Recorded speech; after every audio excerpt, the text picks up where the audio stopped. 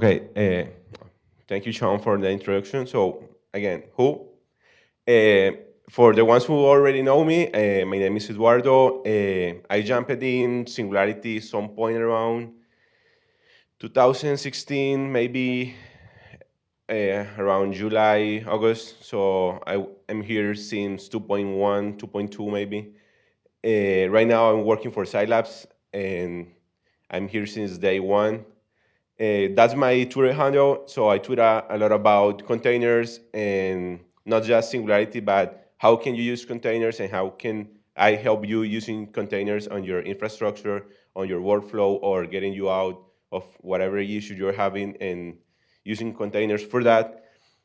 And so last talk, I think some of you are very tired of raising your hand, so maybe have some shoulders pain. So I'm going to make it easier. I have some questions, and I really like to interact with people, so that's my day-to-day job, just going and talking with users and how can I help users.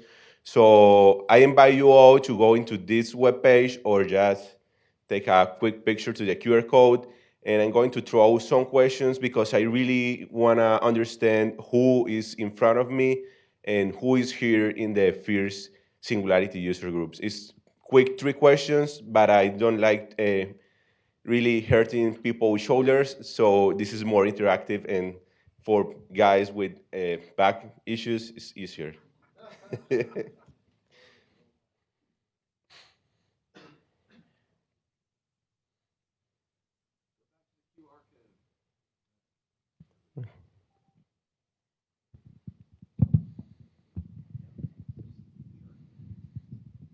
Okay. Huh? Oh, but they told me to go back. So, okay. So this is the pin. Let's see how many people do we have here.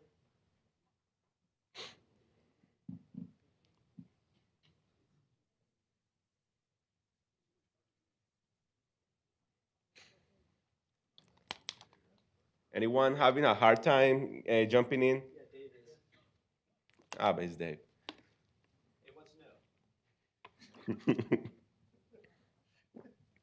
Okay, going to jump back the QR code. 1 second, anyone wants the QR code?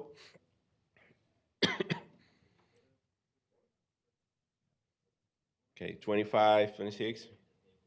We are more than 27.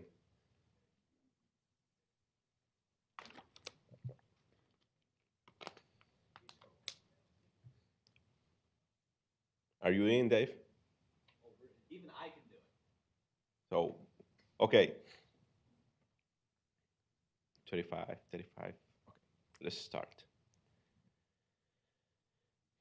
So, first question. I am a. What's your use case for Singularity? You just need to click on the answer.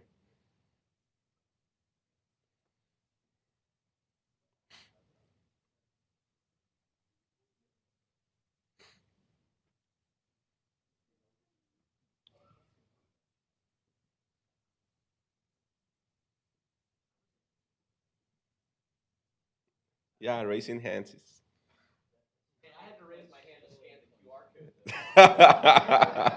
Okay, so a lot of developers, software engineers here, a small chunk of researchers. I really thought that this user group would have a lot of researchers that wanted to know more about Singularity and how can they enhance their workflows by using containers on HPC infrastructure. So I'm happy to see this. And a lot of system admins. So once again, we are here for you, making your life easier.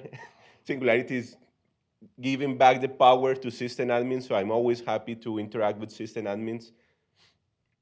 Mm. So I consider myself a Singularity, and I really want to see this blue big chunk of people, everyone contributing to Singularity. This is an open source project, of course.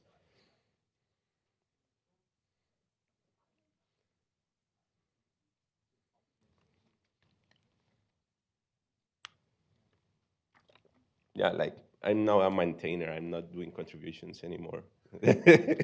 It's super, it's super small code what I write right now. So, okay, not much open source people here, but I'm happy to see that we are users.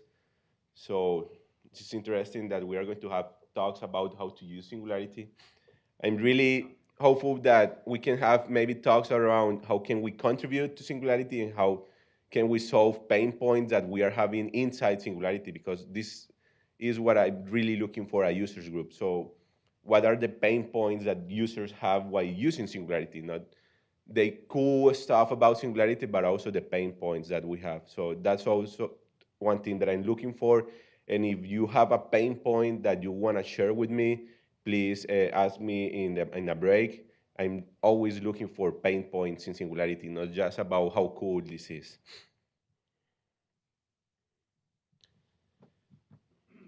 This is my favorite question. So, do you use Singularity for MPI, GPU, HTC high throughput kind of jobs, or the single batch node CPU?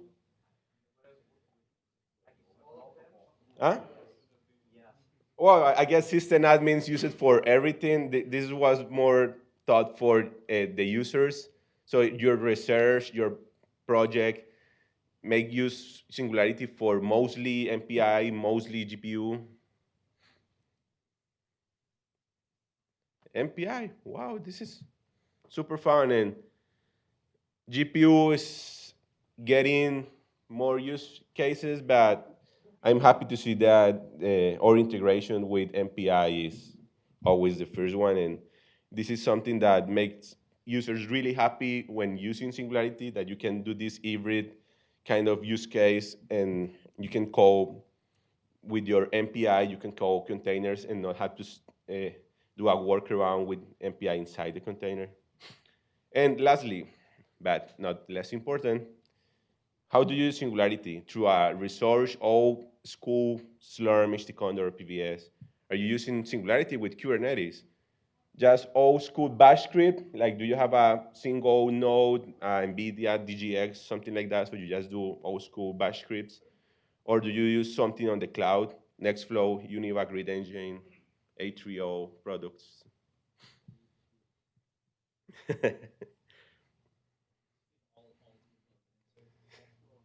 But it only gives you four.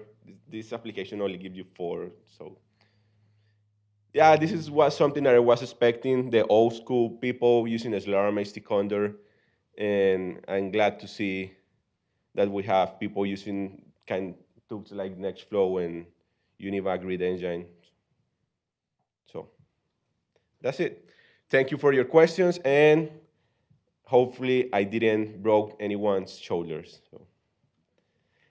Okay, so my talk is going to be about building and running containers with Singularity, but I'm going to do this from the 3.1 version of Singularity just to show everyone how the workflow is right now. This was intended to be more a hands-on tutorial, but we shrunk it out because we had a lot of talks and we had a lot of amazing people wanting to share their user experience. So we moved it back to just me typing on my keyboard. I know that this is kind of boring, so that's why I kind of did this user feedback. So I have an open repo. I'm always trying to keep it up to date with Singularity new features.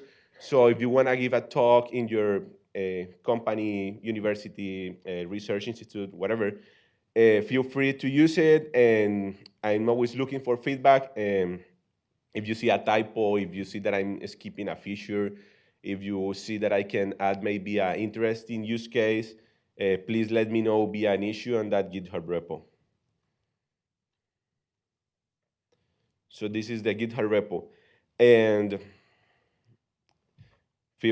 we have some issues here, and I'm really glad that users are already asking for new features in this tutorial. So as Greg said, yes, we are now a Go project. So I know that this is a pain point for system admins right now. And I've heard from some system admins that they are not happy with trying to install Go on their HPC infrastructures. just to compile Singularity, but it's super easy. So please trust it. Yeah. Oh, this is there. Is that okay? Okay, so the first step that I'm going to show here, and is also a new thing in Singularity 3.x versions, is that we move it away from auto tools and we kind of build our own way of building Singularity, and it's called make it. So you need to call nconfig to do what the auto tools kind of config and steps were. So you're in mconfig, and you can kind of see that it's kind of the feeling of the auto tools, but in a Singularity way of doing things. And this will throw you the old school make file. So you just run make install, and you will have a running Singularity.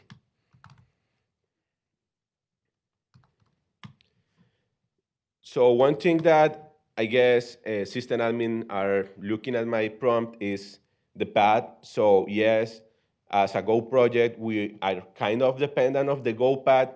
Thanks to the just released Go 1.12, you don't need to be on the Go path right now. So this is a super good enhancement from the Go people. And right now, I guess for the next release of Singularity, you won't need to be on this super long path to compile Singularity. You just can have your whatever way of building software in your cluster, and you can just have Singularity there. So as 3.1, you need to build Singularity in a super long path like this one. For 3.2, we're going to move to the new version of Go. So we are going to remove the Go path dependency. Yeah, sure.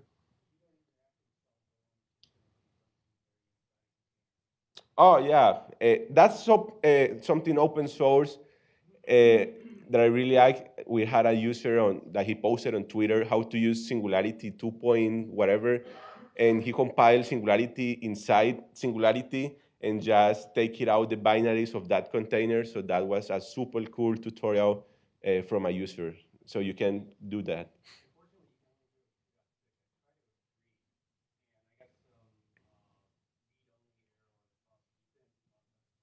Yeah.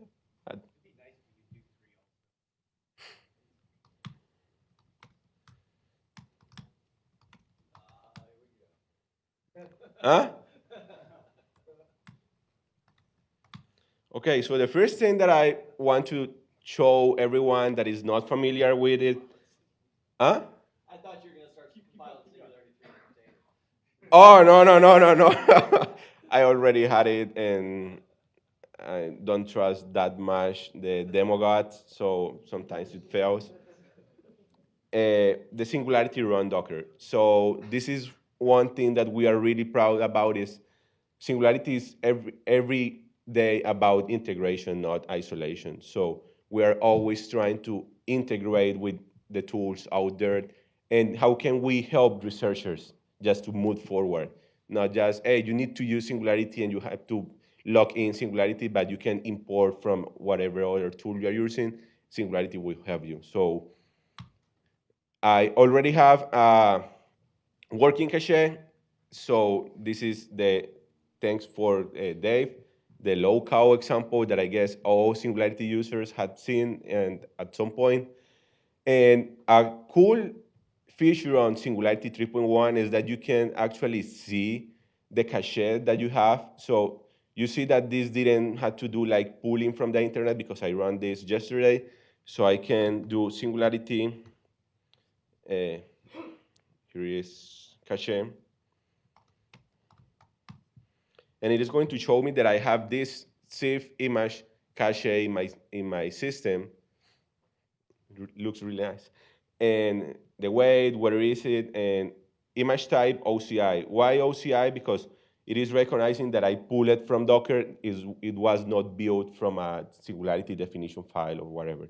So if I build this from a Singularity definition file, it is going to tell me that the type is a CIF and not a OCI.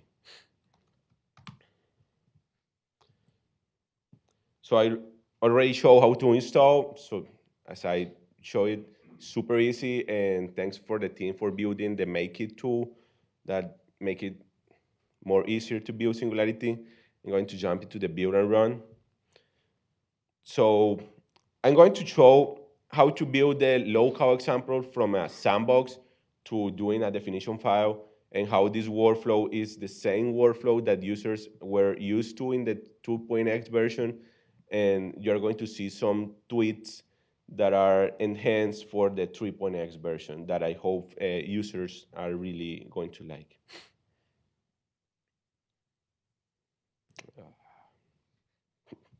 Sometimes I don't know why it changed the workspaces.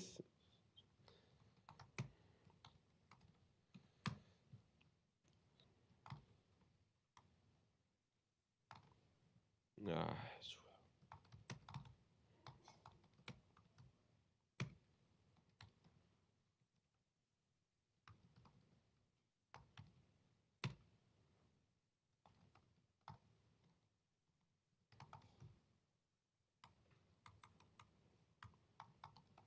so I'm going to create a sandbox called local sandbox for explicitity.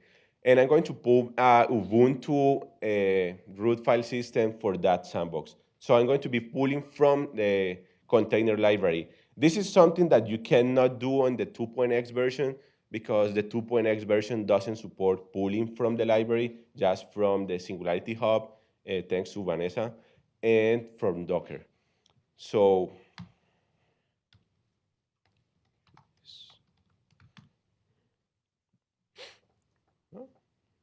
good conference Wi-Fi.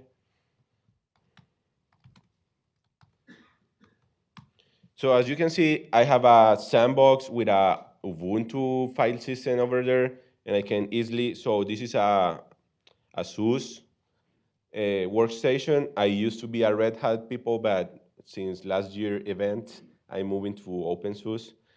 And why are you laughing? So you can see here that I'm in a Ubuntu host, jumping from my OpenSUSE host. But this is a sandbox, so I can write things over here.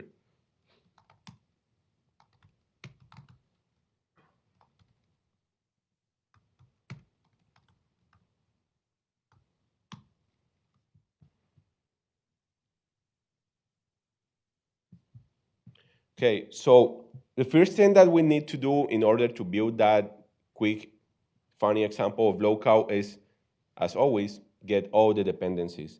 So this is something you cannot do right now in 3.x, that some users I know that they are used to do it in 2.x and is working in a ext3 file and then just keep working with that ext3 file because it is writable all the time, every time. On 3.x, we are moving to the Singularity image format, which is read only, sorry. So once you have your Singularity image file, you are done. You cannot modify it. And if you wanna, you can add layers to it as zip data objects, but you cannot write that file that you built.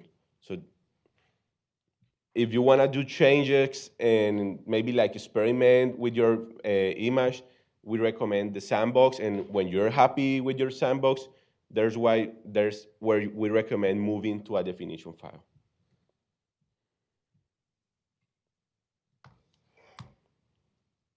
Okay, so I need to.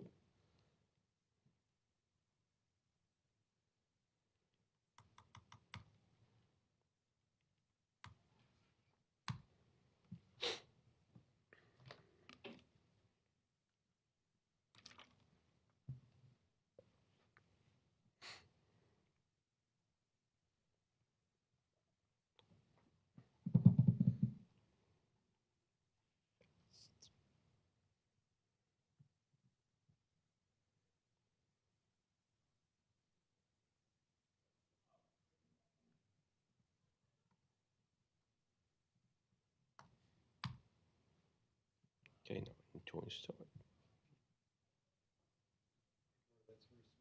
Huh? This is too small?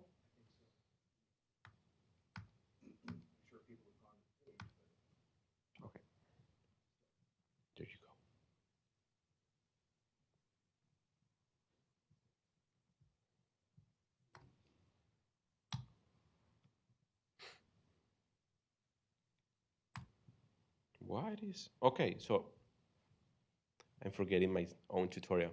So I'm getting this error, which is command not found, so I need to modify the path because once I jump in the container, path was clean. So this is a super opinionated issue all the time, how to clean the path. We move back and forward with this. So this is one of the things that I'm really eager to hear from system admin mostly, if this is a point for you or not, because we have moved the way of cleaning the pad a lot of times. And this is an open discussion every time on the community. Why are we cleaning the pad this way or why ain't we cleaning the pad?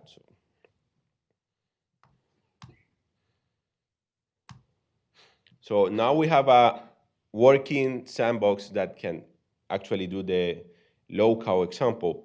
So if I go out and I do Singularity build my,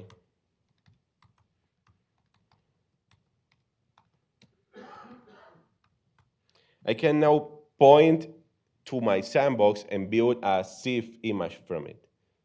And once I do that, that SIF image is going to be unmutable and is going to be read only for the rest of the time.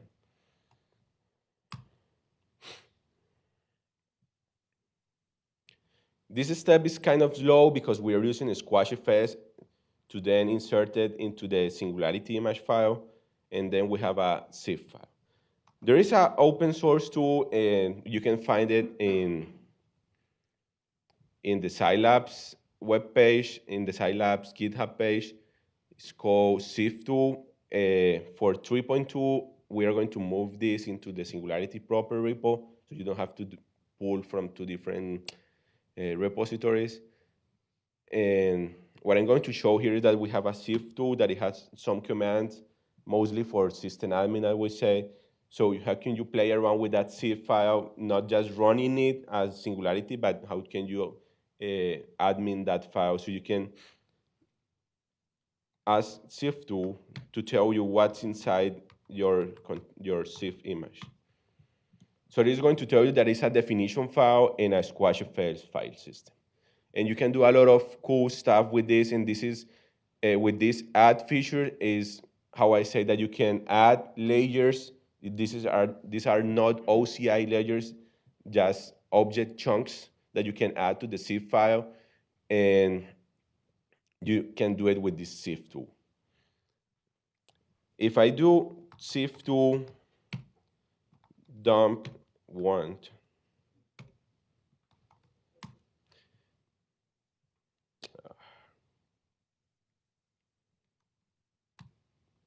it is going to show me that I built my image from a local image, and the local folder was called local sandbox.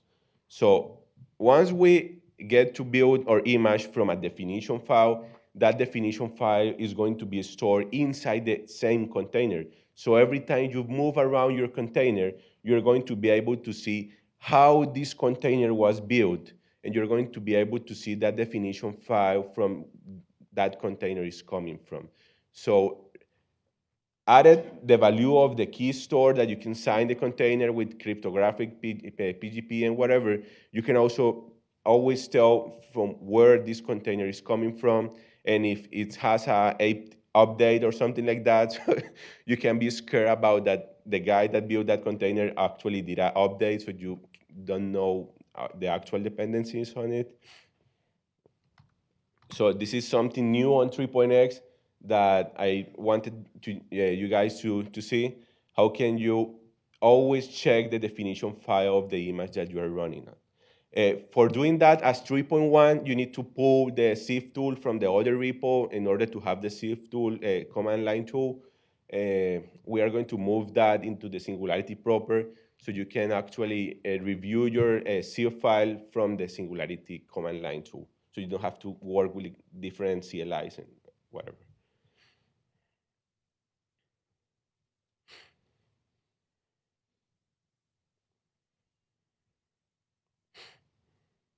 Okay, so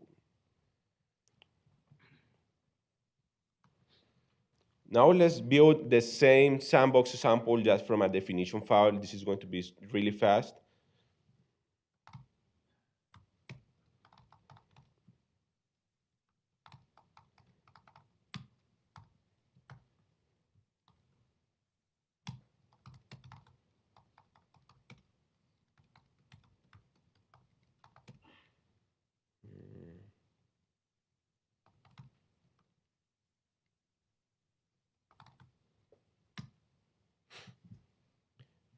And by doing this, I'm going to show you how can you then check that the definition file that I pasted is inside the zip file. And I'm going to show how can you move around that image using the cloud services that Sylabs is in releasing as an alpha version. And how can you verify and sign that image.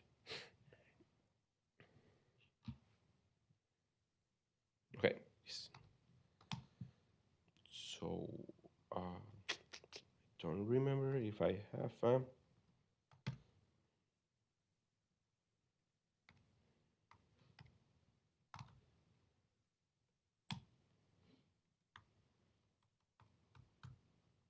I don't have one.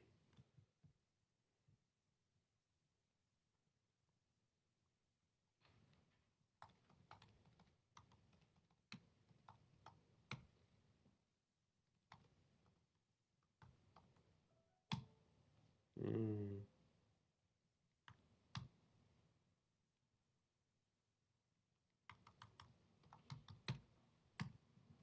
So here we see that the definition file was stored in our zip file. So this is enhancing the reproducibility of signs or whatever you're doing with your container. This is one 3.x feature that I hope users and mostly academic people are really going to leverage on. So here I just realized that in my host I don't have a Sylabs token. So I'm going to grab one really fast.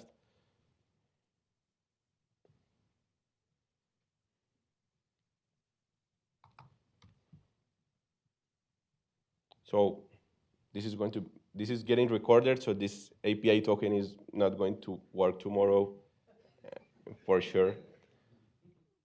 And you can use your token in three ways. You can store it in a file, whatever you want, and point at that file with a flag. The user workflow is just to store it under home Singularity Sylabs token, or you can also define a Sylabs token environment variable. So I'm going to do that.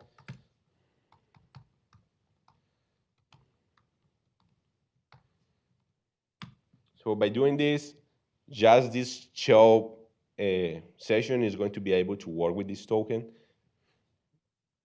And I'm going to push that just build image into my library.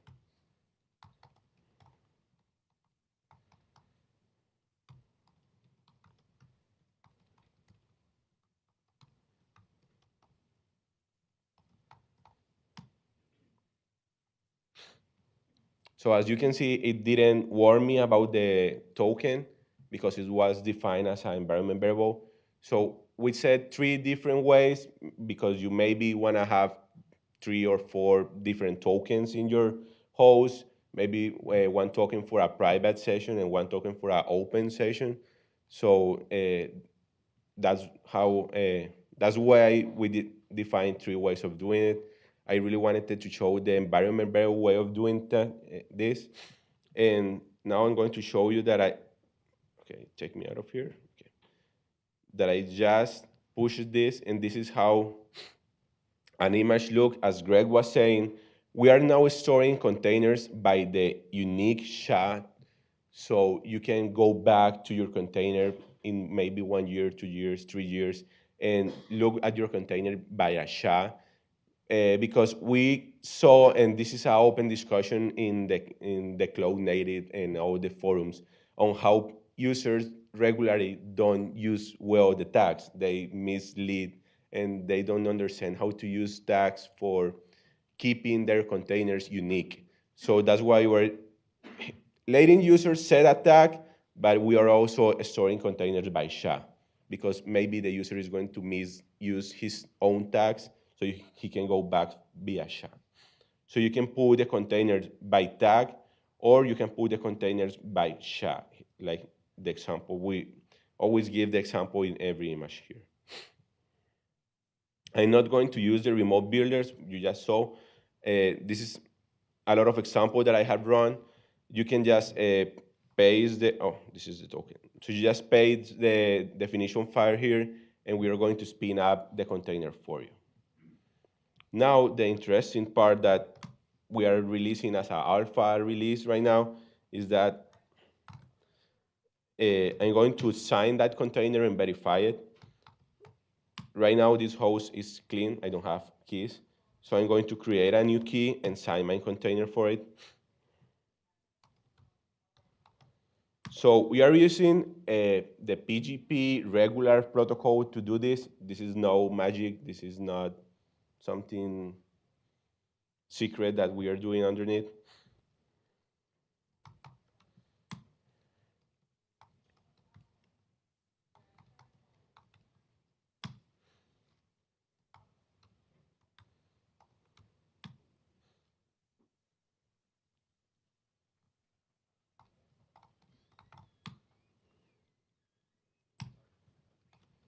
So you can see it. So here you can see that I have now one key on my key ring. I have it clean for this presentation. And this is the signing. This is how can I then sign my container. So we are creating the keys for you. There is also going to be a way of importing keys that you already have in your PGP key ring in your host.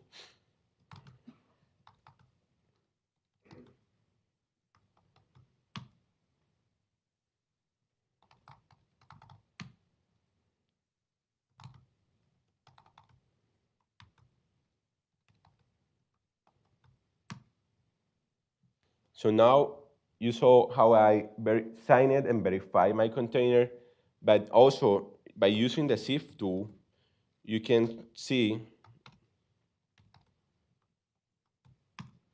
that we are storing the signature as an object layer in that Singularity image file. So that's why I say that the SIF tool is a really powerful tool for interacting with your Singularity image file. And now I can push that key to the key service. So I haven't used it in a while. Okay.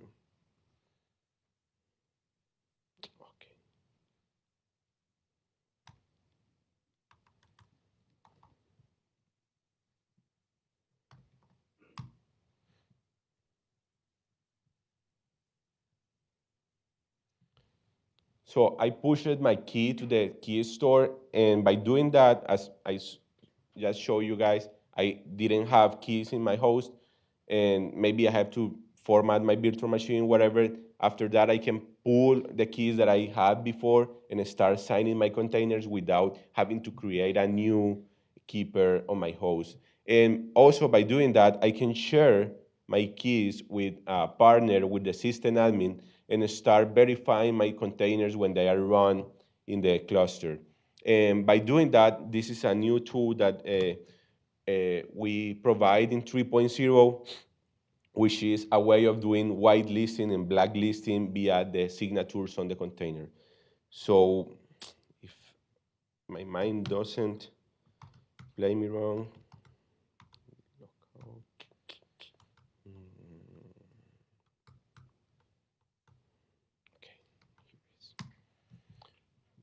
so under your prefix installation of Singularity, you're going to have this little file. So these 3 seconds are dedicated to system admins.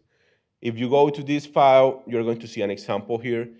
And by using this file as people that already use the Singularity config file for maybe constraining use cases on the host for the users, by using this file, you can create whitelist and blacklist for keys. So you can tell Singularity that please do not run containers signed with this key, or please only run containers with this key.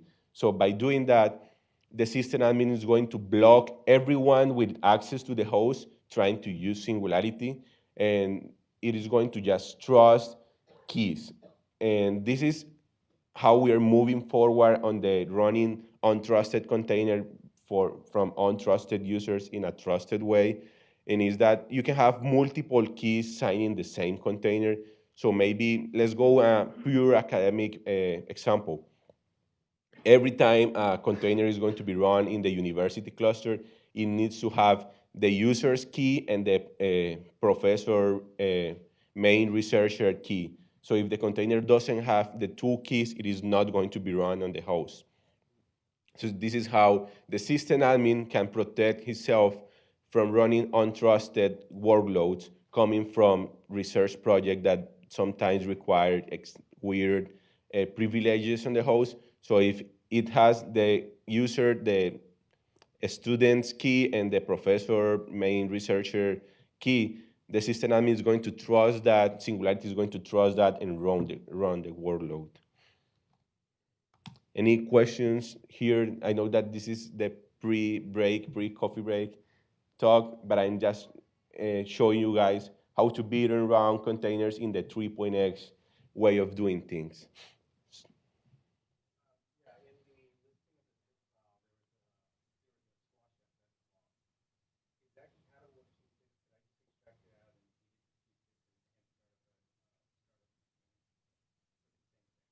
Yeah, so in the, here, this is SIF, right?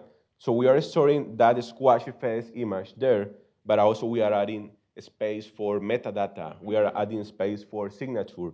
We are adding space for writable overlays. So this is what I'm calling extra layer if you want to add extra data to your container. And but yeah, what we are storing is a root FS squash FS. That's it.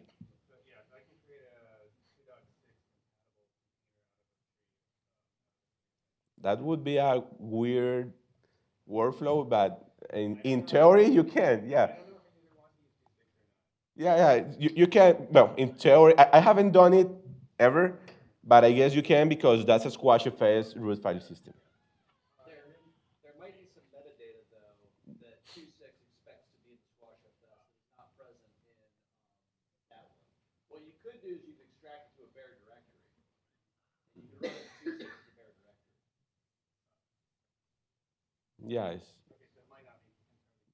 Yeah, it's not. Yeah, because we are removing some metadata and moving that to the layers of the SIF.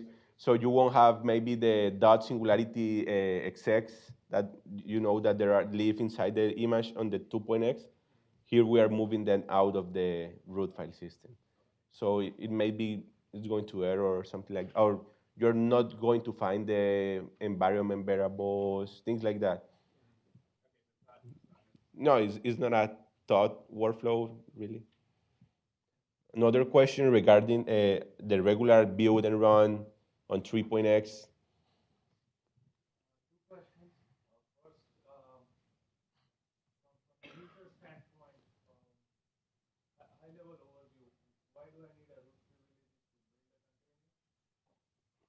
Well, so as you know, you are the same user inside the container as you are outside the container on Singularity.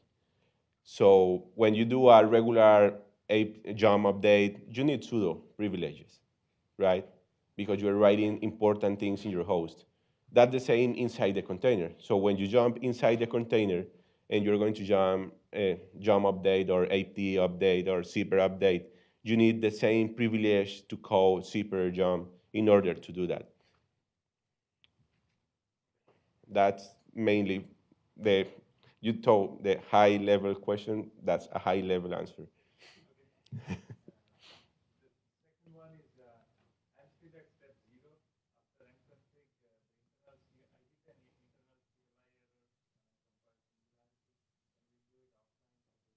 Oh yeah, for sure, sure.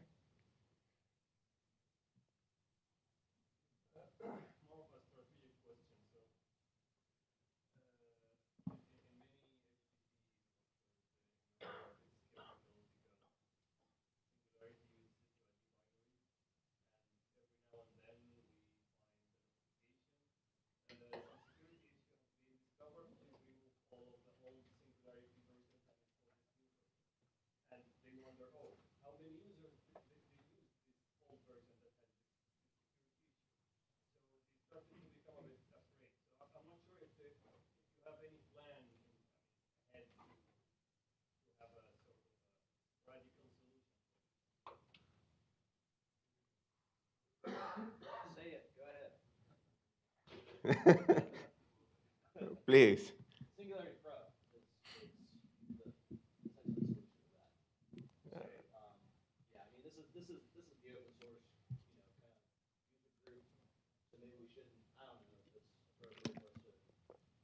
Yeah, it's not a proper answer from.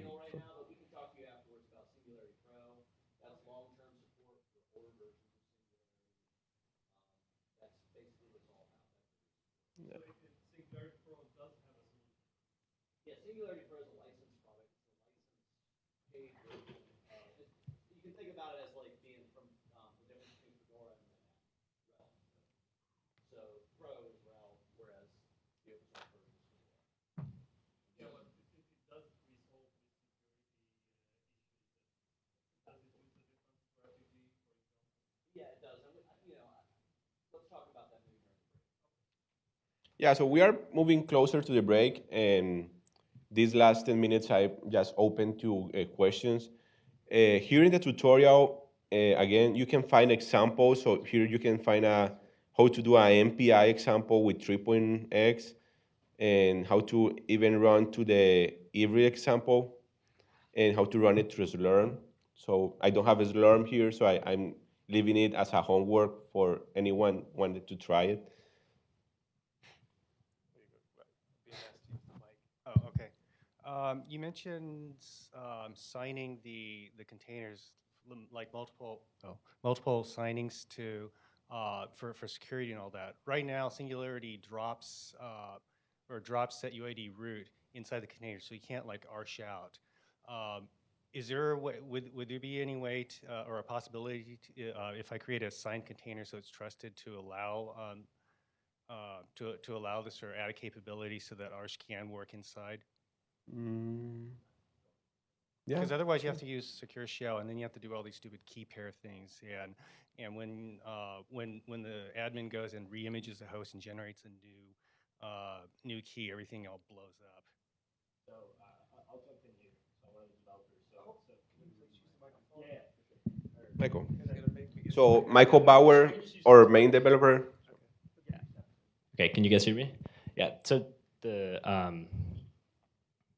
I guess the short answer there is yes, you can, right? So you can take a container and you can basically give a specific user the ability to run that container with an added set of capabilities.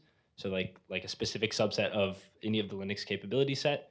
But the long answer there is that that might not be secure, right? You might potentially be compromising your host security because a container, like running from within a container, it's not a security paradigm, right? A container is not really, like some people like to think of containers as this like isolation context and you can run as root in there, nothing bad can ever happen, and that's just wrong. And so, you know, yeah, so you can use the Singularity capability command group for that. But essentially it's like, it would be like running some set UID binary on your host. You need to really trust that whatever code is in that container doesn't have security bugs. Yeah, because that's definitely it. I'm not going to trust any random user who creates a container because I can construct one with set UID capabilities and then own the host. But if I was the one releasing a container, and then it's more like, my users, I'm saying this is what it is here. It's not like some random users creating it. I'm releasing some official image. Then I think that's more of a this is more of an OS distribution at this point. Yeah, and so that's not quite supported yet, right? The ability to have a container, a specific container that can run, like any user can run with a specific set of elevated privileges because you, the system administrator, trust it. There is an open pull request where a member of the community has contributed a patch that is essentially attempting to add that, and so we're working with him to kind of flesh the idea out into a into like a better implementation of that model. I think the end goal is essentially like Ed was talking about earlier with the ECL, where you can have like people can only run a container with this cryptographic signature from this entity. The same thing will apply. We'll be able to say like any container signed from this entity can be run with this capability set. So then you as the administrator could create a key to do that. You could sign your distribution image that you want to run with some set of capabilities, and then any user could potentially run those containers with that set of privilege.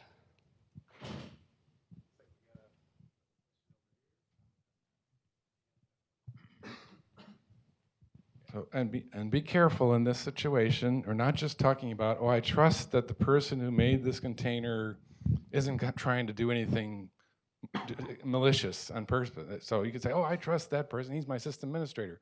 This is different because this, you got to make sure there's no bugs in there, no security bugs. And those are very, very hard to find, very hard to, you need to do all kinds of very detailed analysis to make sure that no one can escape from it as root. So it's not just a matter of just, oh, I trust this person who built this. You say, is this person a security expert who has gone and analyzed every possible breakout case? So it's a much worse problem. I mean, this is why SetUID programs are so notoriously full of CVEs, right? They got bugs because even the people who have tried very hard to find them still have missed them.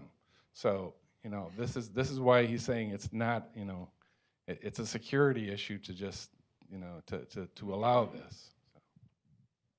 We had another question over here, I think. Oh, Can I make one more quick comment on that?